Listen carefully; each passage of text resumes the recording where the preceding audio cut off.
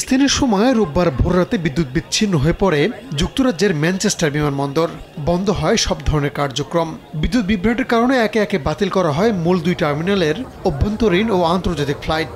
পুরো বিমানবন্দর জুড়ে তৈরি হয় বিশৃঙ্খল পরিস্থিতির। এতে বিপাকে পড়েন আগত যাত্রীরা। Bags everywhere. There's absolutely thousands. You can't get a seat. And we're now getting asked to leave the airport now. You know, surely they have a duty of care for us, but we're now stranded. যুক্তরাজ্যের সবচেয়ে বড় এই বিমানবন্দর থেকে লন্ডনের বাইরে ছেড়ে যাওয়ার কথা ছিল 100টির বেশি ফ্লাইট। অন্যদিকে বিমানবন্দরমুখী বহু ফ্লাইটেরও গতিপথ পরিবর্তন করে অন্যদিকে পাঠিয়ে দেওয়া হয়। অনেক বিমান লন্ডনের হিথ্রো গ্যাটউইক বিমানবন্দরে অবতরণ করতে বাধ্য হয়। নগদের কাছে সব গ্রাহকই প্রিয়, তাই তো সারা দেশে ক্যাশ আউট চার্জ সবচেয়ে কম। কয়েক ঘন্টা পর পরিস্থিতি ঠিক হলেও বিপর্যয়ের জন্য যাত্রীদের কাছে ক্ষমা চেয়েছে বিমানবন্দর কর্তৃপক্ষ।